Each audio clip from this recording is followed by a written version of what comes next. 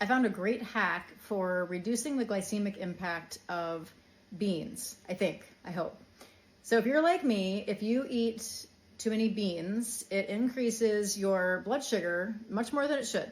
So beans are definitely a great healthy option for a lot of people, but for some people, they can increase blood sugar pretty dramatically. I know for me, if I have a bowl of like bean and sausage soup, it'll spike my blood sugar to 180, and that's with the protein in there and fiber.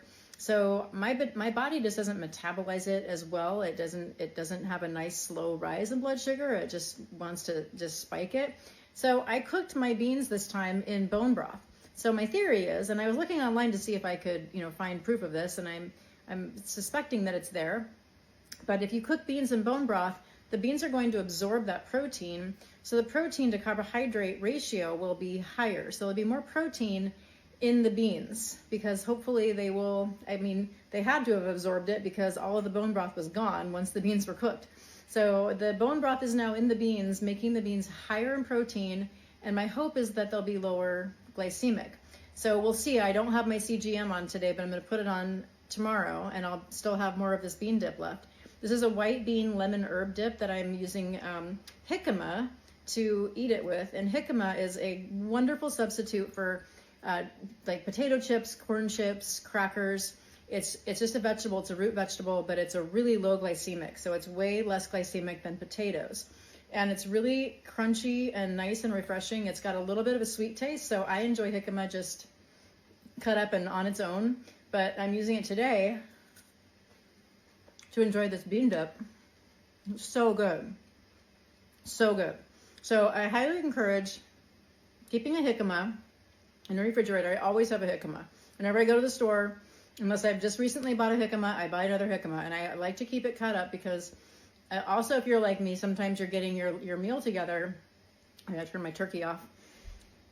You're getting your meal together and you're already super hungry, and you're tempted to like reach for snacky stuff and eat while you're preparing your meal. And if you eat jicama while you're preparing your meal, you're doing very little damage in terms of carbohydrate load. So jicama, great snack, always have it on hand.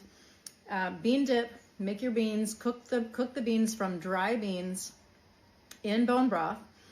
And my suspicion, of course, I can't prove this. I will be wearing a CGM to see if I'm right.